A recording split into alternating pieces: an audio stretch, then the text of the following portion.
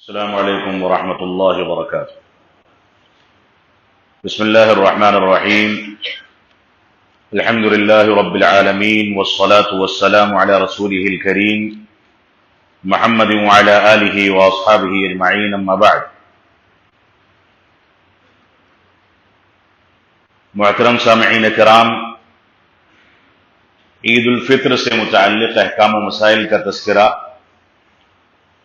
آپ کے سامنے کیا جا رہا ہے، اور کل کے درس میں صدقۃ الفطر کے بارے میں اس بات کا ذکر کیا گیا تھا کہ ہر مسلمان کی جانب سے صدقۃ الفطر عید سے ایک دو روز پہلے سے لے کر کے عید کی نماز کے پہلے تک ایک سا غلے کی شکل میں، جو عام طریقے سے استعمال کیا جانے والا غلہ ہے، ادا کیا جانا ضروری ہے۔ اس سلسلے میں اس بات کا ذکر بھی آیا تھا کہ غلے کے بقدر قیمت کا نکالنا درست نہیں ہے، یہ فقراء کا حق ہے، لہذا غلہ ہی نکالا جائے، اناج ہی فطرے کے اندر نکالا جائے، اسی چیز کا التزام کرنا ہر مسلمان کی ذمہ داری ہے۔ دوسرا مسئلہ جو آج کے درس میں ذکر کیا جانا ہے وہ رؤیت ہلال کا مسئلہ ہے، چاند دیکھنے کا مسئلہ ہے۔ ایک چاند وہ تھا جو ہم نے رمضان کے پہلے یعنی شعبان کے اخیر میں دیکھا تھا، اس کے بارے میں روایات میں ملتا ہے کہ اللہ کے نبی صلی اللہ علیہ وسلم کے پاس ایک شخص آیا جو قابل اعتماد تھا، صاحب ایمان تھا، اور اس نے گواہی دی کہ میں نے رمضان کا چاند دیکھا ہے۔ تو اللہ کے نبی صلی اللہ علیہ وسلم نے صحابہ کرام کو حکم دیا کہ تم لوگ صبح سے روزہ رکھنے کا اہتمام کرو۔ یعنی ایک شخص اگر رمضان کے چاند کی رؤیت کا تذکرہ کرتا ہے اور وہ شخص صاحب ایمان اور قابل اعتماد ہے تو اس کی رؤیت کا اعتبار کر کے رمضان کی ابتدا کی جائے گی۔ لیکن عید الفطر یعنی شوال کے چاند کے بارے میں روایات میں ملتا ہے، اور فقہا کا اس بات پر اتفاق بھی ہے کہ عید الفطر کے چاند کے لیے دو قابل اعتماد افراد کی گواہی ضروری ہے، دو ایسے افراد جو صاحب ایمان ہوں، قابل اعتماد ہوں، ان کی گواہی کا اعتبار کیا جائے گا، ایک شخص کی گواہی کافی نہیں ہے۔ رؤیت ہلال کے بارے میں عائشہ صدیقہ رضی اللہ عنہا فرماتی ہیں کہ اللہ کے نبی صلی اللہ علیہ وسلم نے ارشاد فرمایا، الفطر یوم یفطر الناس والاضحى یوم یضحی الناس۔ ترمذی کی صحیح روایت ہے کہ عید الفطر وہ ہے جس دن لوگ عید الفطر کا اہتمام کریں، اور عید الاضحیٰ وہ ہے، اضاحی کا دن، قربانی کا دن وہ ہے جس دن لوگ قربانی کا اہتمام کریں۔ یعنی عام طور سے لوگ جس دن عید کا اہتمام کر رہے ہیں، مسلمانوں کو اس دن عید کا اہتمام کرنا چاہیے۔ اور ایک روایت ہے جو کہ صحیح بخاری اور صحیح مسلم میں ہے، اس میں اللہ کے نبی صلی اللہ علیہ وسلم نے ارشاد فرمایا، صوموا لرؤیتہ وافطروا لرؤیتہ، کہ چاند دیکھ کر کے روزہ رکھنا شروع کرو اور چاند دیکھ کر کے عید الفطر کا اہتمام کرو۔ یہاں پر معیار جو بنایا گیا ہے وہ چاند کی رؤیت کو، اور اسی روایت میں آگے فرمایا کہ اگر تمہارے درمیان فضا میں آلودگی ہے یا بادل چھائے ہیں، چاند دیکھنے کا امکان نہیں ہے، تو ایسی صورت میں 30 کی تعداد پوری کر لیا کرو، یعنی 30 دن مکمل کر کے اس کے بعد اگلا مہینہ شروع کرو۔ یہ شریعت اسلامیہ کا طریقہ ہے۔ اس سلسلے میں جو آداب بتائے گئے ہیں ان میں سے ایک مسئلہ، ایک ادب یہ ہے کہ چاند دیکھو تو اس کو دیکھنے کے بعد اس دعا کا اہتمام کرو، اللہ اکبر اللہم اہلہ علینا بالامن والایمان والسلامت والاسلام ربی وربک اللہ۔ یہ ترمذی کی صحیح روایت ہے کہ جب تم چاند کو دیکھو تو اللہ کی بڑائی بیان کرو، اور اس کے بعد کہو کہ اے رب کائنات، اس کے طلوع ہونے کو ہمارے لیے امن و سلامتی کا باعث بنا دے، اور اسی طریقے سے ایمان کا باعث بنا دے، اور چاند کو دیکھ کر کے کہا جائے ربی وربک اللہ، میرا رب بھی اللہ رب العالمین ہے اور تیرا رب بھی اللہ رب العالمین. یعنی یہاں پر بھی انسان کو توحید کے اقرار کا حکم دیا گیا. جیسے دوسری قومیں چاند کو پوجتی ہیں یا سورج کی عبادت کرتی ہیں، مسلمانوں کو اس سے براءت کے اعلان اور چاند کے مخلوق ہونے کے اعلان کا تذکرہ کرنے کا حکم دیا گیا ہے. اس سلسلے میں ایک بہت بنیادی مسئلہ ہے جو عام طور سے ہر سال رؤیت ہلال کے موقع سے مسلمانوں کے درمیان اٹھتا رہتا ہے. ایک نہیں بلکہ دو بنیادی مسائل. ایک مسئلہ اس میں پہلا یہ ہے کہ عام طور سے مسلمانوں کے مختلف گروہ اختلاف کا شکار ہو جاتے ہیں کہ چاند دیکھا گیا یا نہیں دیکھا گیا. اس کا بنیادی سبب یہ ہے کہ مسلمانوں کے تمام افراد اپنی رؤیت کو دوسروں کے سامنے بیان کرنے میں جلد بازی سے کام لیتے ہیں، اور ہر شخص یہ کہتا ہے کہ میں نے چاند کو دیکھا ہے. اس سلسلے میں جو مسلمانوں کے قائدین ہیں یا اسلامی تنظیمیں ہیں یا رؤیت ہلال کی کمیٹیاں ہیں، ان کو ذمہ داری نبھانی چاہیے، قابل اعتماد افراد کو متعین کرنا چاہیے اور انہی کے اعلان کا انتظار کرنے کے بعد مسلمانوں کو اس پر اعتماد کرنا چاہیے.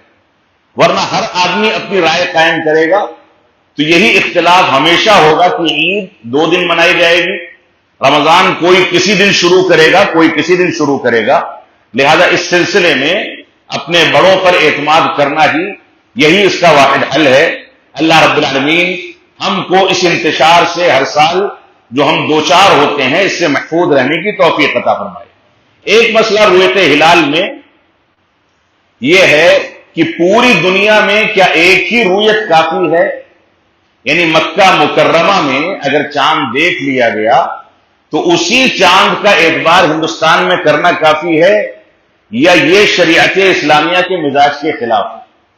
اس سلسلے میں صحیح بات یہ ہے کہ ہر جگہ کی رؤیت اپنے لحاظ سے اختیار کی جائے گی.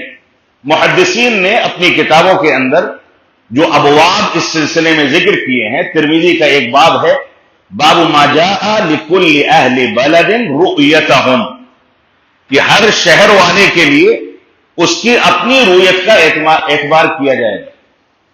یہ حدیث کی دوسری کتابوں کے اندر بھی محدثین نے اس طرح کے ابواب کی تعیین کی ہے.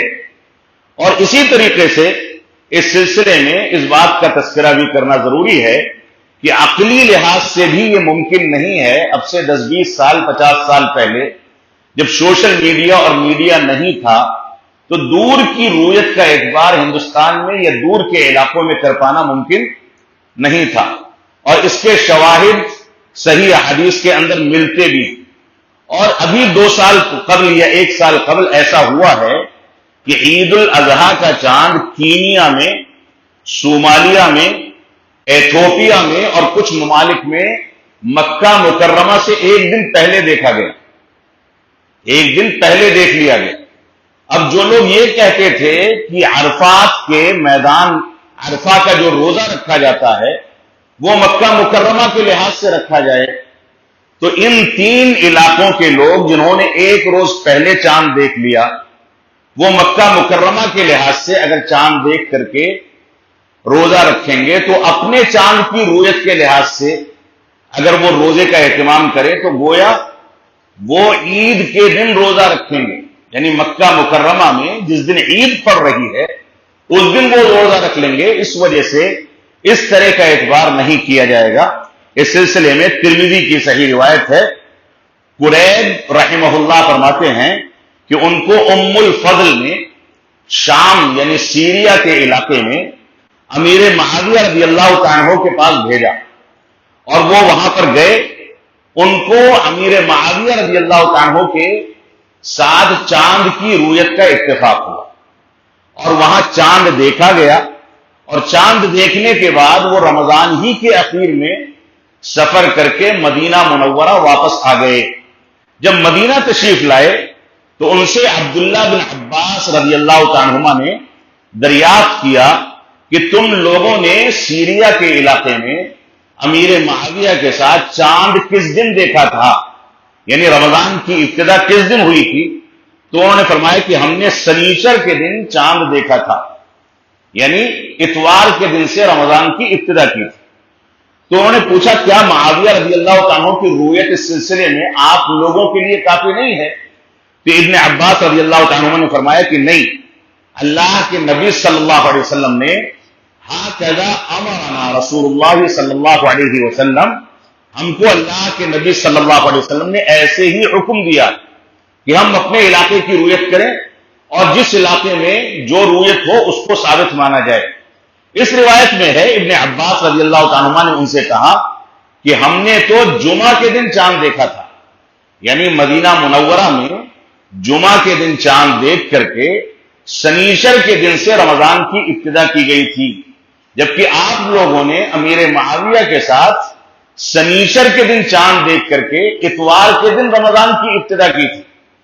تو انہوں نے فرمایا کہ اب ہم دوبارہ جب چاند دیکھ لیں گے عید کا، تب چاہے ہمارے روزے 29 ہوں یا 30 ہوں، یعنی تمہارے 29 ہوں گے ہمارے 30 ہو جائیں گے، یا ہمارے 29 ہوں اور تمہارے کم رہ جائیں، جو بھی صورت اختیار کی جائے گی، لیکن یہاں کی رویت کیونکہ تم یہاں آ چکے ہو اور پہنچ چکے ہو، تو اب یہاں کی رویت کے لحاظ سے تم عید الفطر کا اہتمام کرو گے۔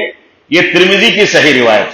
اس روایت میں واضح کر دیا گیا کہ سیریا کے علاقے میں اتوار کے دن سے رمضان کی ابتدا ہوئی اور مدینہ منورہ میں شنیچر کے دن سے رمضان المبارک کی ابتدا ہوئی، اور دونوں رویتوں کو اپنی جگہ پر ثابت مانا گیا۔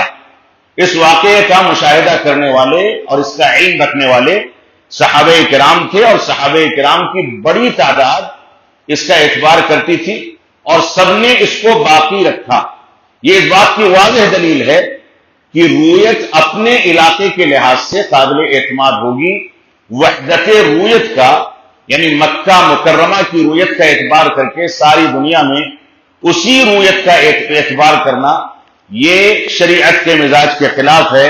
اللہ رب العالمین ہم کو اس مسئلے کو سمجھنے کی توفیق عطا فرمائے۔ انشاءاللہ عید الفطر کے بقیہ احکام مسائل کل کے درس میں ذکر کیے جائیں گے۔ وصلی اللہ علی نبینا محمد وعلی آلہ وصحبہ وسلم۔